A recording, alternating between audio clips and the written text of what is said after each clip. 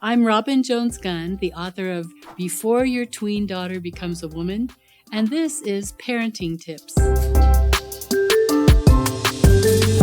Today I would like to talk to you about the listening language. Now let me tell you how I discovered this. My son came home from school one day and he had lots to say. That's unusual, right?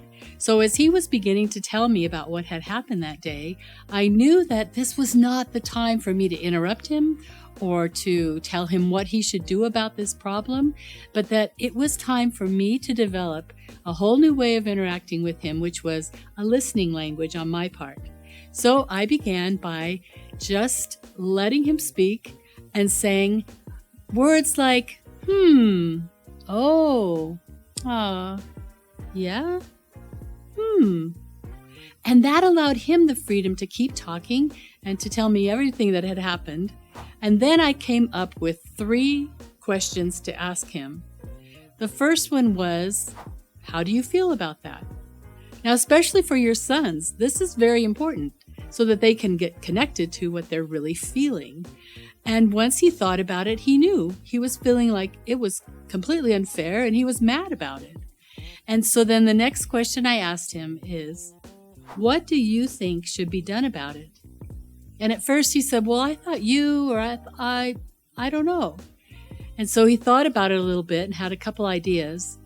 And then the third question I asked him is, what are you going to do about it? And that was when I saw him take on the responsibility of, this is my situation. I can enter into this and be in a new position where I'm speaking for myself instead of my mom always being the one who's trying to fix every issue. So I see this as so important for you moms, for all of us moms, to be able to listen, not interrupt, not take away from what they're trying to express, but just let them get everything out.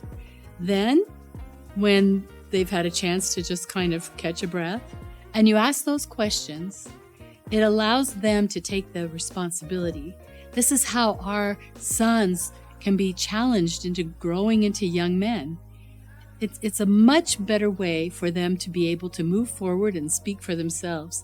Now, with our daughter, it was similar, but there were a lot more emotions. And so there were a lot more feelings that needed to be expressed. So I had to develop a little more extensive listening language of,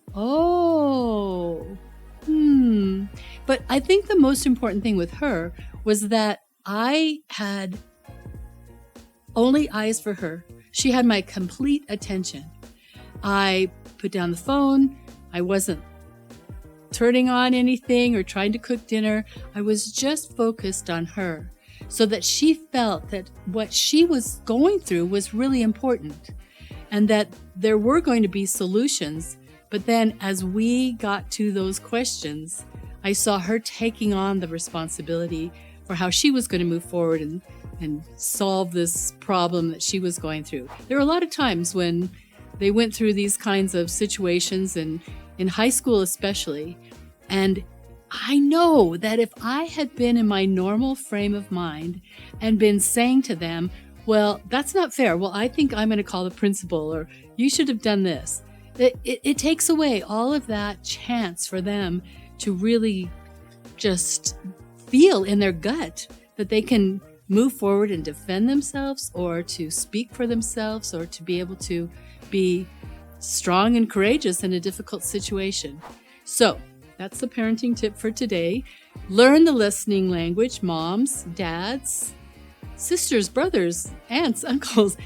The lives of young people are inundated, as we know, with so many voices, so many things telling them what they should think or do, for you to be the one who's really listening is a rarity in this day and age. Are you looking for more information on how you can develop your relationship with your daughter?